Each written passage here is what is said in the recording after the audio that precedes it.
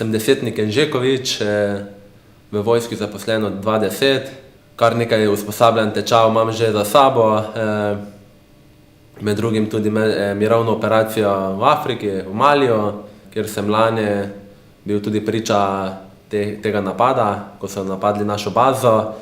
Z svojim dejanjem sem tudi zaslužil in prejel medaljo za hrabrost.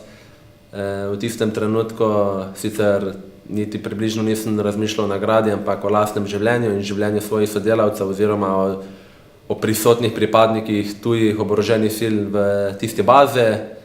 No, torej 21. marca 2016 smo se vračali z usposabljanja malijske vojske, kjer sem pač deloval kot inštruktor.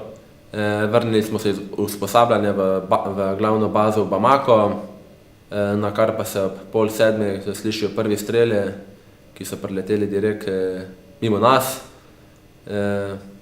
Jaz po svoji rutini vzel kritje, orožje v roko. Ko smo se vračali v bazo, sem zunaj opazil pač te pripadniki drugih oboroženih sil, ki so pač delovali pod našim poveljstvom tudi, ki so bili na rekreaciji.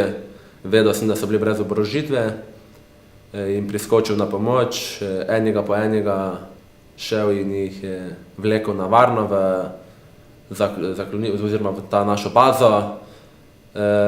Potem sem še šel ven pomagati tem force protection oziroma zaščiti sil, da so pravi čas prišli po orožje, s njim orožje v roko prinesel, na kar pa šel na glavno rampo, preveril, kaj se tam dogaja, opazil torbo, v katerem se je kasneje našlo, da so še bile notri granate in nekateri okvirji, osebne oborožitve za kalašnika. Z to konsolidacijo pa sem potem tudi dobil od svoje ekipe, s katerim sem deloval, se pravi z špansko vojsko, sem tudi preveril tako zlato plaketo za izjemno delo.